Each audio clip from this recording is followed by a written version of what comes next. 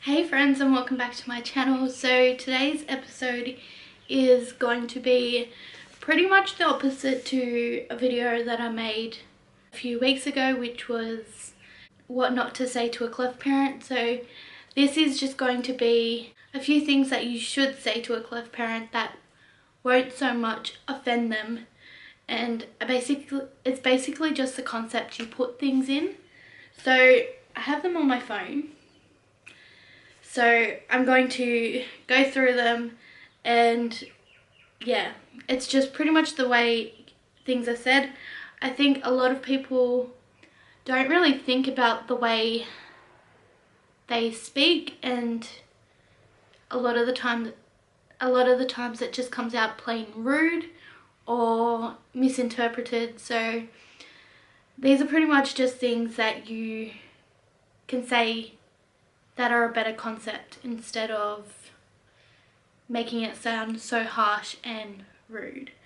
So the first thing isn't so much one that you can put into a better context, it's just a nice compliment, and that is, what a beautiful smile.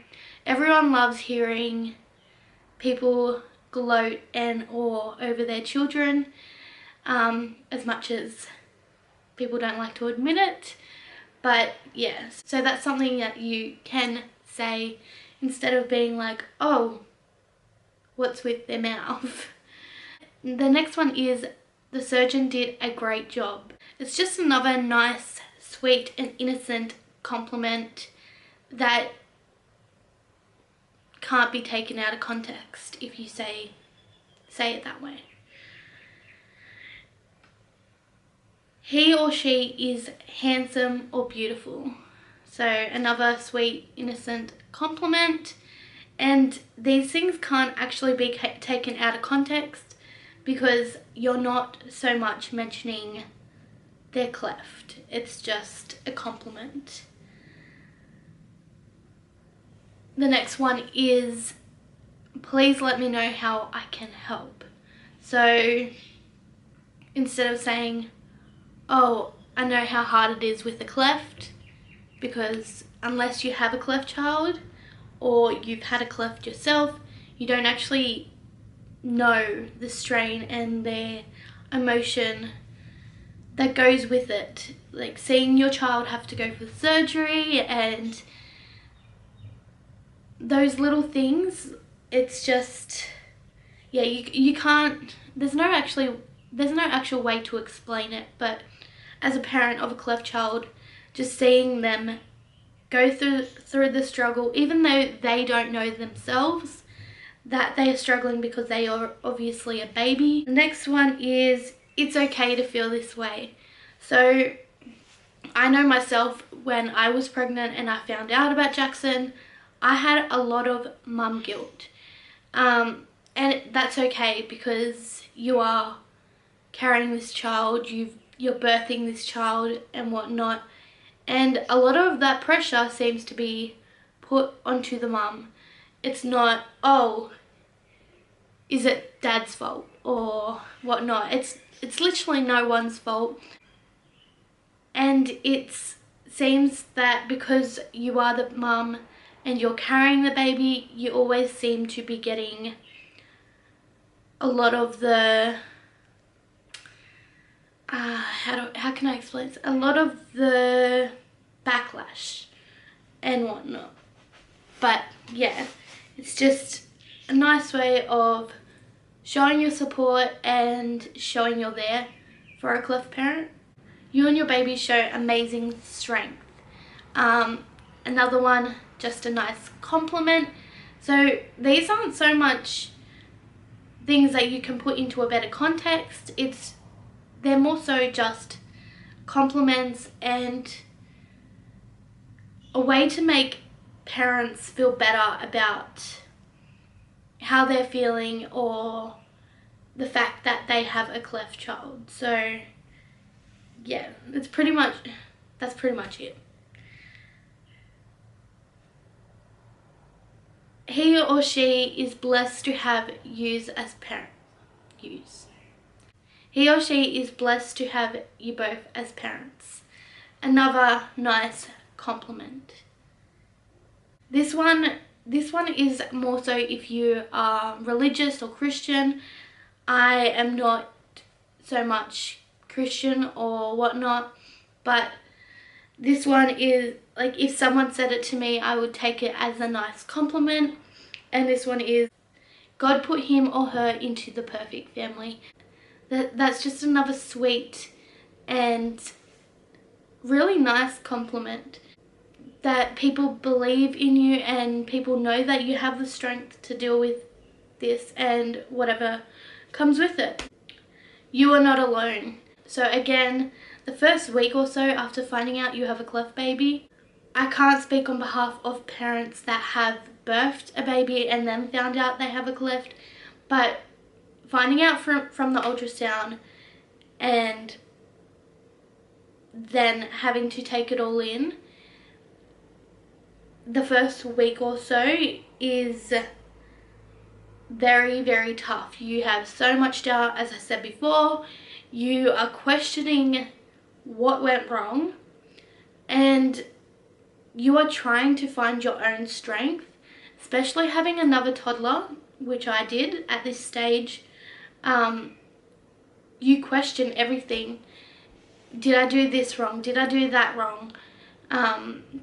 Should I have done this? It's just a lot of emotion and rawness coming up. So "you are not alone" is a nice gesture, or not so much gesture, a nice phrase or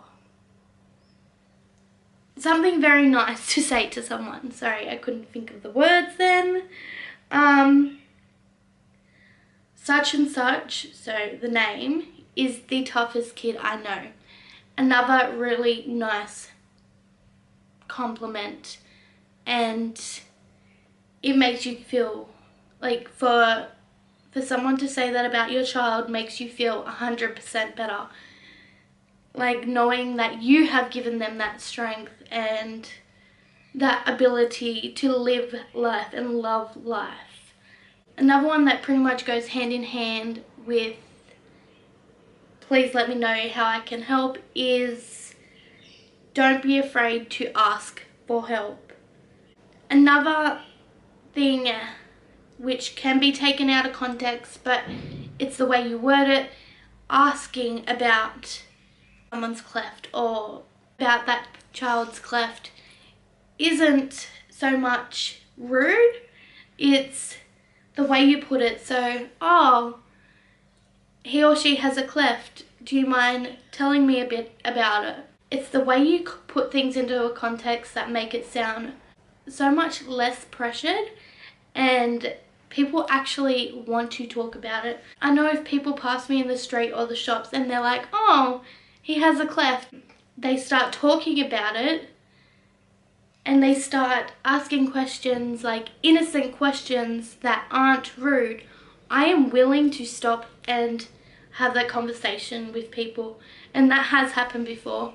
And I actually love talking about it and love spreading the word about it, hence why I made this series.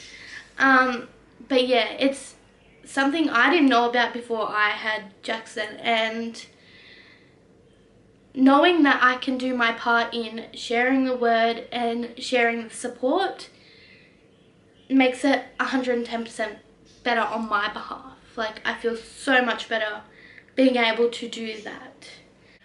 Another question that you can ask is, do you mind if I can ask what his or her scar is from? So this would obviously be a question from someone that isn't aware of clefts or is just curious, and putting it in that context makes it a lot more approachable and people want to talk about it.